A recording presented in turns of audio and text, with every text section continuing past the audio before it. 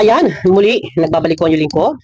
Mega lang shoutout, isang magandang araw, isang magandang gabi sa ating lahat. Ayan. At dito meron po tayong papakinggan na video. Pero kunti lang yung paririnig ko sa inyo. Yung part lang na binabasa ni Sangkay, ito yung patungkol dun sa ito. Wait. Sinisip ko na, guys. Ito yung patungkol dito sa message ni Ate Edna. Ayan. Privacy, hindi ba kaya ibigay? Yun lang naman yung isa sa pinaglalaban namin. Kumbaga kami naman, ito paglilinaw lang ano po. Sinisigaw nila kami daw mga anti-kalingap. Yun, puro anti-kalingap kami ba'y magmamalasakit pa? Pupuna pa ba? Yung pagiging kasalawsawan, salawsaw, yung ibang mga abusadong mga vlogger na halos hindi nabigyan ng privacy basta makatutok kahit flower base. Mamaya, ay pakikita ko, yung kay Jello Mags, bakit ikaw nandyan sa loob ng tindahan nila Beyonce? Ano, sosyo? Sosyo na ba? Nakikisosyo ka dyan? Tanong ko lang, bakit hindi ka maghanap ng iyong matutulungan, ng iyong ibablog? Bakit kasama ang iyong may bahay ay naandiyan kayo sa pamilya nila ni Beyonce sa tindahan? Nandiyan kayo sa loob ng tindahan at dyan pa talaga labas na labas na talagang nagkakainan. Nakikisosyo ka sa pagbablog? Dito muna tayo. Mamaya natin puntahan dyan. Sa vlog ni Sangkay kanina, mawalang galang kay Sangkay, kunti lang naman yung paririnig ko, yung part lang na binabasa mo, ng mensahe o message ni Ate Edna. Ito ay ini-address hindi lang para kay Dr. Love, maging sa lahat na po. Maging doon sa mga nakikisosyo. Mag-asawa ni Radsane, mag-asawa ni Jello Mags, na ayaw nilang bigyan ng privacy din ng pamilya ni Beyonce. Kumbaga parang nakikisalawsaw, nakikisosyo, vlog, binablog nila yung pamilya, yung tindahan, yung ano. Meron doon, isipin ninyo ha, pati flower base, binibidyohan. Yung makakuha ka ng 9 minutes, o 8 minutes, 9 minutes, 10 minutes, kabablog, pag in-upload mo yan, and then in-thumbnail ang mukha ni Beyonce, pera po yun. Mawalang galang naman. Dito tayo. Sa upload ni Sangkay, saka yung part lang, pero mawalang galang, pero fair use. Ano ba yun? Kasi ang sinasabi nilang fair use, pag fair use daw, pag re-reactionan mo, fair, hindi bias. Parang ganun yung sinasabi nila. Pero, depende, ang aking pagkakaalam naman, depende sa paggamit ng video. Video pinag-uusapan, hindi po sa opinion. Fair use ang paggamit ng video, patas, hindi same original yung paggamit natin. Mawalang galang kay Sangkay, ano? Ayun, oh. Sa aking, sa screen. Wait. Basahin ko lang sinabi dito ni Ate Edna. Ayun, sabi niya, basahin ko lang yung sinabi dito ni Ate Edna. Suportahan niyo po guys yung kabuuan video sa kanya niyo po mapapanood kay Sangkay. Ayan, pakiclick naman po muna ng thumbs up guys, ano. Basahin daw niya yung sinabi ni Ate Edna. Ito'y patungkol dito din, no? Sa pinag-uusapan natin. Patungkol sa pinag-uusapan, ano ba ito? Yung privacy. Yun lang naman talaga yung privacy ba? Nabigyan ng konti yung privacy pero hindi yata nila kaya na magbigay ng privacy para sa pamilya ng beneficiary. Bagkus sana sabihin na, sige, hindi na namin madalas iba-vlog. Pero ang ginawa, ngak-ngak. Kung ano-ano na pinalalabas. Di umano may utang na sasakyan, di umano may utang na bahay. Wala po akong sasakyan. Di umano may yung 150 daw nito, 150 raw, pinanglaklak daw nito, pinang tomato, pinang video, okay. Yun puro kasi sinungaling na ng sinisigaw ni Doc Love. Tuloy. Sabi ni Ate Edna, ito opinion ko lang. Sabi natin na ito opinion ko lang. Huwag ikasasama ng loob. Tama, opinion. Pag nagbigay ng opinion, ang sino mang reactor, huwag ikasasama ng loob kung napupuna sila. Kung nagbibigay ng opinion. Ito yung opinion. Huwag ninyong para-vlog-vlog. Kung magbibigay ng sabaw, huwag nang tutukan ng camera kung wala naman din lang laman at huwag nang sabihin pa na iyan ay tira. Dahil masama, pangit pandinig sa tao na tira ni Doc Love ininit. Diba? Tuloy. About kay Dr. Love. Dr. Love, makinig ka ha? Ito, ini-address sa'yo at hindi lang sa'yo, pangkalahatan na. Baka naman namasamain mo na naman. Dr. Love, pangkalahatan na pati sa mga kasama mo dyan na nakikisalaw-saw at naandyan na rin sa loob na tindahan nila Beyonce. Play stop lang tayo guys ha. Si Ate Edna na mismo ang nagsalita dito. Malinaw ha. Hindi, ito fake news. Baka sasabihin na naman nagawa-gawa. Doc, yun sinasabi ko Ang galing mo magsisinungaling Doon pala sa sinasabi mo may sasakyan ako, wala akong sasakyan. Masarap pakinggan para sa akin na ipagsigawan mo ako may sasakyan. Hari nawa ako magkaroon ng sasakyan. Hari nawa. Di ba? Pero, para sa lahat na ganito, hindi lang si Dr. Love, kundi para na rin sa lahat. Ini-address na rin para sa lahat. Hindi lang kay Doc Love. Pati sa mga naandyan na kasama ni Doc Lap na nakikisawsaw, kagaya ni Red Shine at kagaya ni Jello Mags, pati ang inyong mga asawa. Huh? Bablag si Jello Mags, pati ang kanyang asawa, bablag din. Bablag. Si Red Shine, pati ang kanyang asawa, bablag din mismo, pati Flower Base, binablag. Bablag si Dr. Lap, pati ang kanyang asawa na sinasabi niya, pinagmamalaki niyang nuknukan ng ganda. Ilan na kayo nagbablog dyan? 6. Ha? 6 na kayo nagbablog dyan sa pamilya. Naado kayo lahat sa loob ng tindahan. Dadako tayo dyan. Ito, na mga nagko-content dyan sa kay Beyonce at sa pamilya ni Beyonce. Makinig kayong mabuti. O, makinig kayo ha. Baka naman mamasamain na naman ninyo. Pasensya na, play stop tayo guys. Malamang mamasamain na naman. Sasabihin na naman na gawang-gawang kwento. O, di ba? Gawang-gawang chat. O, dito na ako pumase. Ayan na. O, sasabihin na naman, gawang-gawang chat lang yan, di ba, Kay? Ganyan lang sinasabi, gawang-gawang chat lang yan. Ni Balakang. Di ba? Ayaw kasi tumanggap ng pagpuna. Tuloy. Kasi, nakikita ko ngayon, si Beyonce na lang ang natitira na malakas. Kumbaga, angat sa ibang angels. Guys, yung kabuang video, pwede nyo po puntahan kay Sangkay. Ito po ay merong 13 minutes. Puntahan nyo po doon. Yung kaunti lang paririnig ko po dito. Sulit ang sponsors, etc. Kaya lang, kapag tuloy-tuloy yung araw-araw, halos nandoon ka po kila Beyonce. Araw-araw na natin tinututukan, bumababad sila doon. Oh, yung mag-asawa ni Radsay, yung mag-asawa ni Jello Mags, itong mag-asawa pa ni Dr. Love, ilan sila nagbablog doon? 6. Yung mag-vlog ka lang sa harap ng tindahan ni Beyonce at doon ay mayroong sa thumbnail, nandun din yung picture ni Beyonce, ang laking dollar noon. Ang laking bias noon. Pero hindi ko alam kung bakit. Pasensya na, kung masasabi kong matitigas ang mukha. Bakit kayo nandiyan na nagbablog at nandiyan kayo sa loob ng tindahan? Ha? Bakit ganun? Di ba ang sagwa ang pangit? At i-vlog. Oh, napansin din natin na, no? Alas araw-araw nandun ka bina-vlog. O, di ba? Alas araw-araw nandun ka bina-vlog.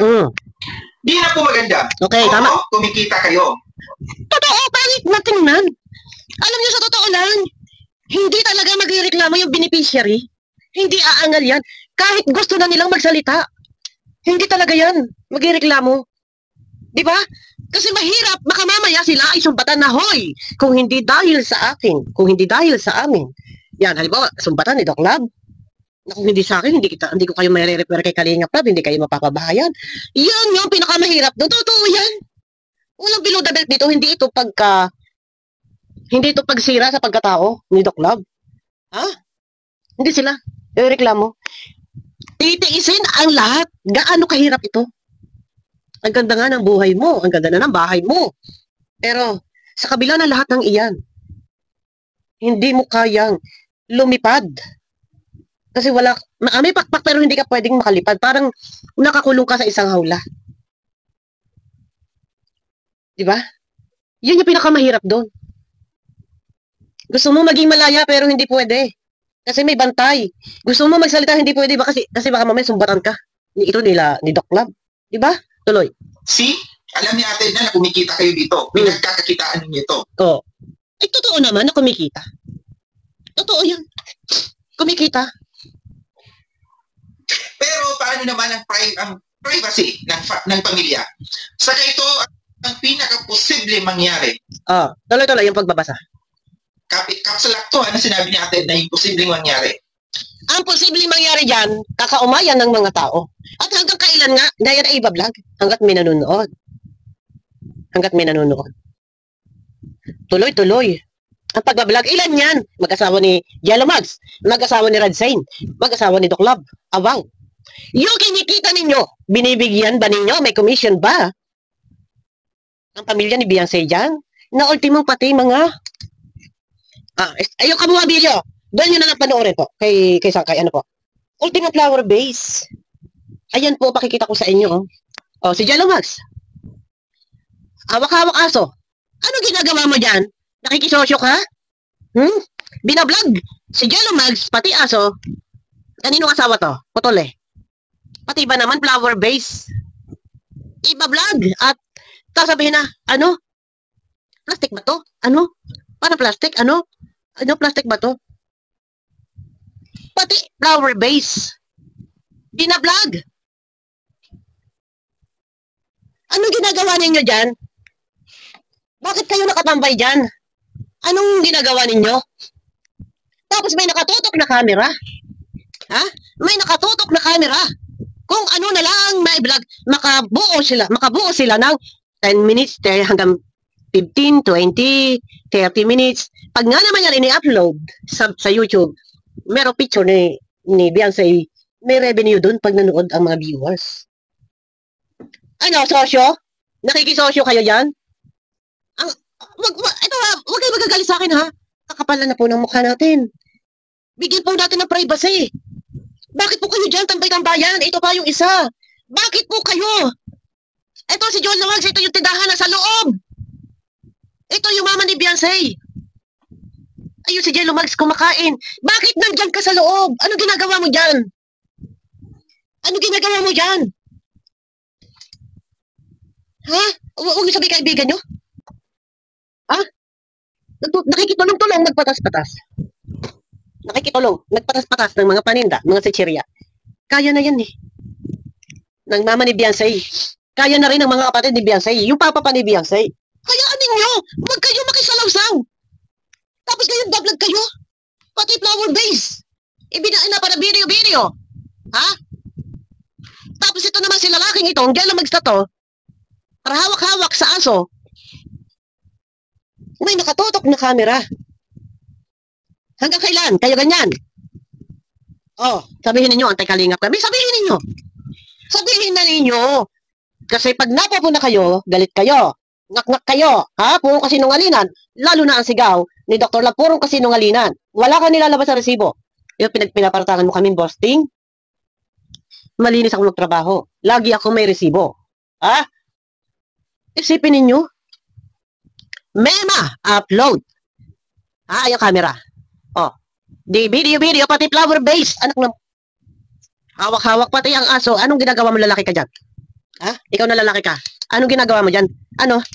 Pagkatapos mag-vlog ng asawa mo, ikaw naman ang magapara-vlog, makabuo ka ng 10 minutes, 15 minutes, kung ilan mang minuto yan, at i-upload sa YouTube. Ano? Buhay na buhay ang hasang? Yung sinasabi ko sa inyo. Tapos kami pa ang palalabasin ninyong mali. Ilan ang tumututok diyan? I-analyze ninyo kung ano yung pinupunto namin. Hindi kami nag-create ng basic, hindi kami nang gugulo. I-analyze niyo. Ano yung gusto namin mangyari? Privacy? Mahirap bang intindihin yung privacy? Ha? Bakit diyan kayo tumatambay? Nandun pa sa loob.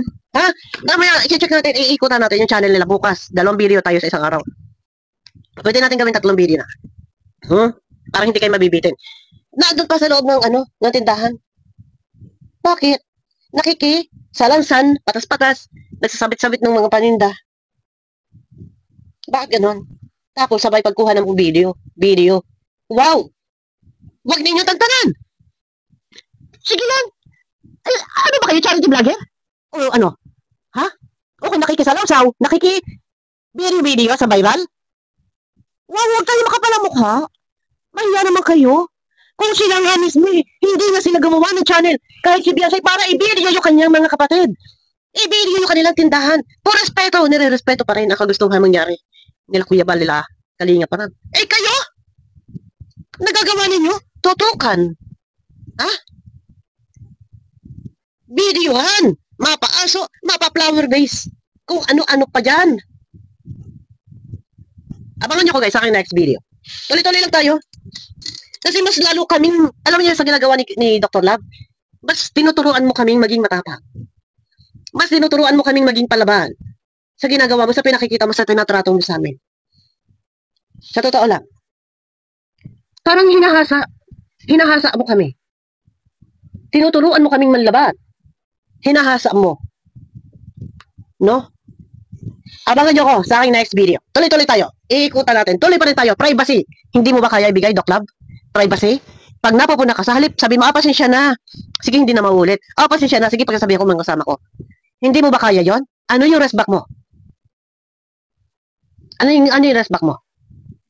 Gusto mo kami durugin? Matagal na kami durog. Noon pa ang panahon. Ni Lola Damiana. Matagal na. Matagal na. Kaya hindi mo kami kayang sindakin sa ugali mo. Bunganga mo lang yan. Abangan nyo ako guys sa aking next video. Pakiclick po muna ng thumbs up. Tuloy-tuloy po tayo. Abangan nyo ako sa aking next video ha. Ako lang ay nagtataka. Bakit itong mga to? Diyan nagaparang video. Isipin ninyo. Pati ba naman flower base? Ayaw ninyo! Tutukan, tapos thumbnail ninyo. Beyonce. Hahawakan ninyo yung aso. Tapos, may nakatutok na camera. Ang asawa kay Red Saint, ganun din. Abangan nyo ko guys sa akin next video. Mega love shoutout po sa inyo lahat. Pakiclick naman po muna ng thumbs up. Ayan.